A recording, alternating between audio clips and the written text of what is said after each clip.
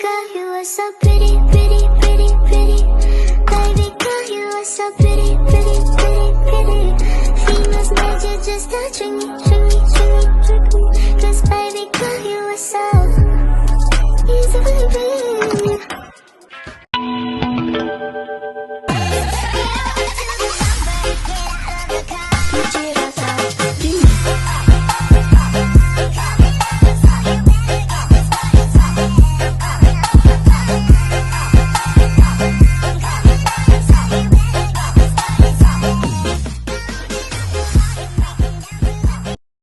Halo semuanya, Assalamualaikum warahmatullahi wabarakatuh. Kami dari Universitas Muhammadiyah Riau. Sekarang ini kami sedang bersama, boleh perkenalkan diri dulu kan? Halo, aku Jody dari Galore Kopi. Oke, jadi kami ini mau berbincang singkat mengenai coffee shop yang kita mau bangun nih. Boleh tanya dulu bang, kenapa abang pilih bangun kafe gitu usahanya? Kenapa sih nggak milih kayak usaha lain gitu? Ada nggak gitu? Oh, sebelumnya aku juga sebelum berdirian kafe aku juga udah kerja di dunia industri kopi. Jadi makanya udah ada kerjaan di bidang ini, apa nggak diterusin? Berarti tinggal meneruskan gitu Ya, ya. jadi udah ada ilmu-ilmunya lah.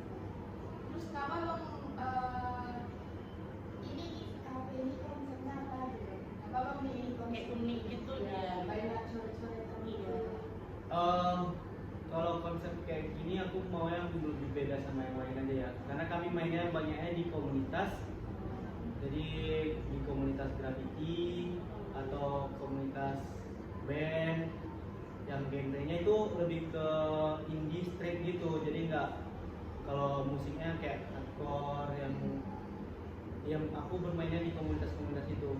Karena menurut aku kalau dengan strategi kayak yang lain dengan konsep minimalis atau gimana pun udah banyak juga kan. Udah kayak biasa gitu. Terus yang buka-buka pun makin banyak yang kayak gitu. Iya. Terus kalau orangnya di sana kan juga butuh dana yang lebih banyak. Iya. Sedangkan yang buka pasti ngeluarin dana yang lebih banyak. Terus makin buka makin ada yang bagus terus nih. Jadi nggak ada yang spesifik yang misalnya kalau sekarang nih kalau di Galore kedai yang graffiti apa aja di mana? Di Galore, kan nggak ada yang lain juga. Aku lebih mainnya ke situ sih. Ada khas unik yang diingat Iya. orang gitu ya. Kalau boleh tahu ini di alamat mana sih bang? Namanya di Jalan Ababil di Sukajadi. Gimana sih bang cara abang manage keuangan? Manage keuangan sih lebih ke istri aku ya. Aku cuma ngejalanin. Jadi kalau operasional aku yang ngurus, kalau masalah keuangan tuh itu punya Ica. Keuangan udah ke istri ya gitu ya. Kalau cowok kayak gitu. Iya. Cuman ada sih sebenarnya. Kita udah pakai sistem nih sebenarnya keuangan di Galore itu udah pakai sistem. Jadi ada operasional listrik, ini kan gedungnya juga masih sewa. Ada operasional sewa, ada operasional teman-teman yang kerja, ada operasional pembagian untuk kitanya, ada juga spend uang untuk misalnya ada terjadi sesuatu nih. Jadi udah ada tabungan untuk uang tiba-tiba keluar tuh udah ada juga. Jadi manajemennya juga udah lumayan lah. Berapa modal nggak usah makan? Kalau modalnya belum nggak bisa ditentuin berapa sih sebenarnya karena kami bukan awalnya juga bukan gini, jadi ada tambah jadi Nggak langsung jadi. nggak langsung. Ini semua gambar-gambar nih abang yang Iya. Yang Dan ini komunitas kan? yang ini kebetulan teman-teman yang kerja di sini juga sama adek sama istri. Oh, berarti yang gambar-gambar di dinding belakang itu juga Kalau yang di belakang baru komunitas kayak gini, kayak di samping-samping. kayak di samping. Kalau ini baru yang teman-teman yang bantu-bantu. Jadi kebanyakan komunitas kan? Iya, boleh. Ada nggak strategi abang tentang kafe gitu? Apa sih strateginya? Kalau strategi aku ya, strategi mungkin kalau beberapa teman ada yang pakai strategi misalnya undang influencer, undang kayak gitu. Kalau aku sih nggak pernah pakai undang influencer ya, lebih ke tadi komunitas-komunitas, lebih ke teman-teman. Terus di sini juga banyaknya ada kampus sama anak sekolah kan. Jadi strategi aku tuh ya dengan bentuknya si galore yang kayak gini, jadi si teman-teman dari anak sekolah atau kampus juga nggak ragu masuk ke sini karena aku nggak bikinnya minimalis, nggak bikinnya kayak fancy gitu kan. Jadi masih ada teman-teman dari anak, apalagi anak sekolah ya, anak sekolah tuh nggak ragu juga untuk masuk karena ada beberapa tempat di dekat-dekat sini juga. Dari segi harga mungkin sama-sama kami, cuman anak sekolah tuh enggan untuk masuk karena kelihatannya mahal, dari looksnya mahal. Tapi itu bagus juga sebenarnya. Kalau looks yang kayak gitu tuh bisa jadi tempatnya kayak fotogenik. Jadi aku main marketnya memang lebih ke anak-anak sama si mahasiswa itu. Kalau yang kayak gitu kan kebanyakan mahasiswa terus atau yang orang kerja kakak yang mau kasih makan Instagramnya. Iya, betul. Iya kan. Jadi kalau di sini jadi kayak lebih santai. lebih gitu. santai. Kalau rencana kedepannya tuh mau apa sih? Rencana kedepannya terutama kita mempertahankan yang udah ada ya. Terus mungkin kami lebih memuatkan di segi produk. Terus brandingannya juga lebih kuat kan, brandingan juga di sini kan graffiti, terus dengan ada gambar-gambar basket. Jadi kami mau menguatkan di brandingan basketnya. Jadi kami bentuk juga komunitas basketnya. Dan kebetulan besok Galore juga mau ada rencana mau bikin lapangan basket. Jadi emang sekalian di Galore ini ya tempat, kalau bisa tempat nongkrongnya anak basket juga gitu. Jadi brandingannya pas gitu. Jadi menurut aku suatu tempat tuh harus ada brandingan yang bagus juga, yang kuat. Diberikan fasilitas sama pelanggannya. Iya, jadi brandingan si Galor basket nih. Iya. Jadi anak basket kesini Iya. kayak gitu. Lebih kuatkan brandingannya aja sih. Mana basket? Kebetulan ya. Abang ada ngajar anak basket yang lain? Oh iya, kalau sekarang kegiatan aku selain ngurusin Galore, aku juga ngelatih basket SMA, itu SMA plus sekarang sama klub, ada di klub juga. Berarti bukan cuma fokus Iya, di sini gitu. jadi nggak fokus. Kebetulan si Galore juga udah bisa ditinggal sih. Iya, iya.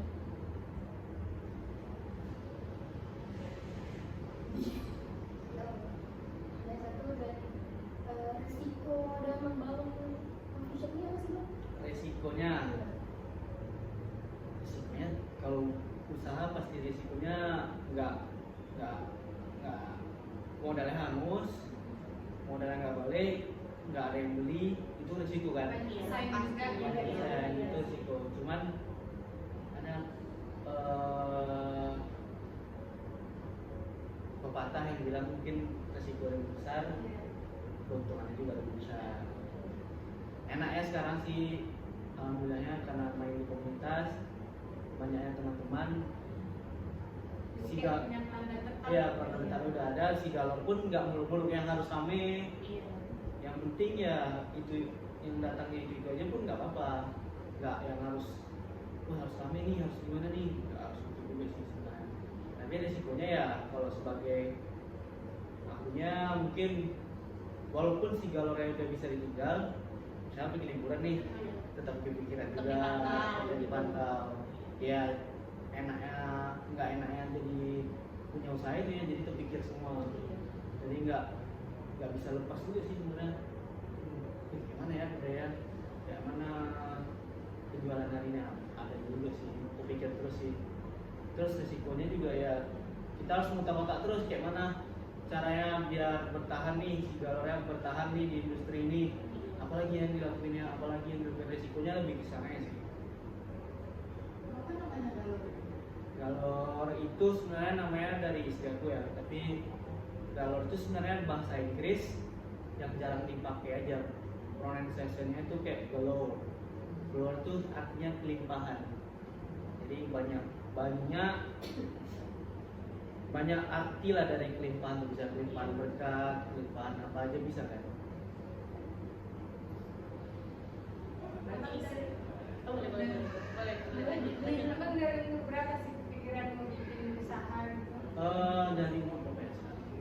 Dari umur kayaknya basicnya kami udah, aku sama istri juga basicnya emang usaha sih sebenarnya. Jadi kami udah ada jiwa-jiwa usaha iya gitu. dulu pernah bikin desain box juga. Pas pandemi lagi naikkan cupang, kami jualan ikan cupang. Jadi emang kayak dulu jualan sepatu, sebelum nikah pun ada jualan sepatu. Jadi emang basicnya udah pengen jualan juga sih. Udah banyak usaha yang coba gitu. Nggak banyak juga, cuman emang pengennya kayak emang berjualan aja. Karena mungkin dia Iya. di akademisnya tuh kurang sih sebenarnya. Oh. Dulu aku kuliah di kayak dia, Iya. aku kuliah di Politeknik Caltech Riau. Di rumah ya. Di Rumbai Itu berapa lama galur itu? 3 tahun. 3 tahun.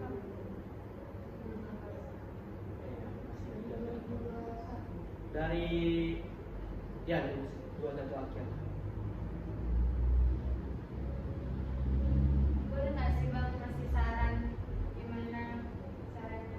Buat anak-anak muda di depan Iya, ini, apa ya, itu ada yang Gen Z? pasti banyak kan yang mau bikin usaha kafe di mana sih? Kalian anak muda gitu yang buka usaha. Saran aku ya,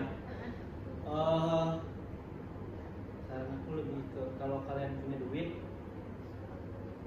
jangan asal buka aja sih sebenarnya.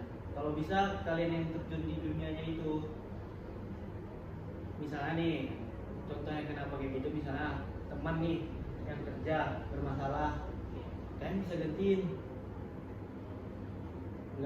Kalian nggak bergantung sama orang jadinya untuk menjalani bisnis. Kalian udah ngerti seluk-beluknya. Iya. Jadi kamu udah tahu kalian nggak bergantung sama orang, jadi kalian yang menyelesaikan masalahnya.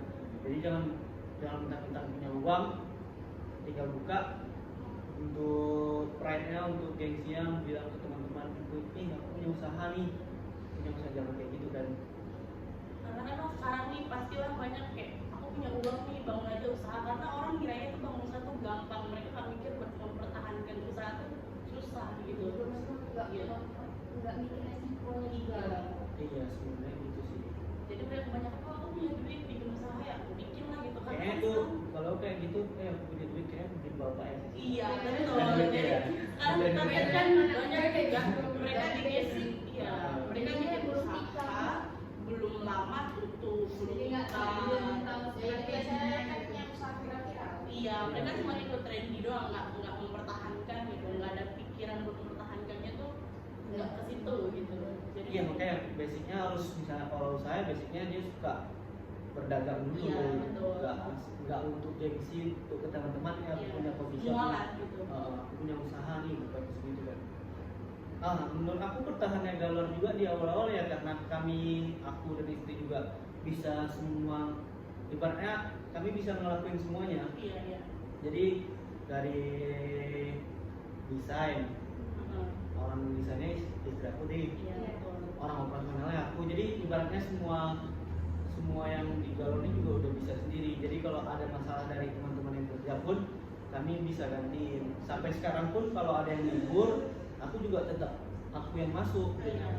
Jadi aku yang ngebar. Jadi nggak susah nyari orang. Iya, Kita nggak udah susah. bisa gantiin gitu ya. Jadi abang sama istri saling melengkapi lah ya. Iya. Dari sisi itu. Saran sih. Tahu usaha-usaha gitu jadi kan kompak juga. Iya. Tadinya nggak bisa masuk kerja, jadi Iya. Jadi Kan sarannya kalau semisal ada orang yang nggak masuk, kita nggak bisa pasti jadi susah gitu. susah. Iya. Jadi kita Yang bergantung Iya. sama orang. Iya. Kalau pokoknya jangan bergantung lah berarti ya. Jangan Iya. bergantung sama orang. Kalau bisa dari bisnis kita tuh yang paling pentingnya kita ya. harus kita yang gerak. Harus kita yang gerak, harus kita yang tahu masalahnya, harus kita yang bisa selesaiin masalah. Iya.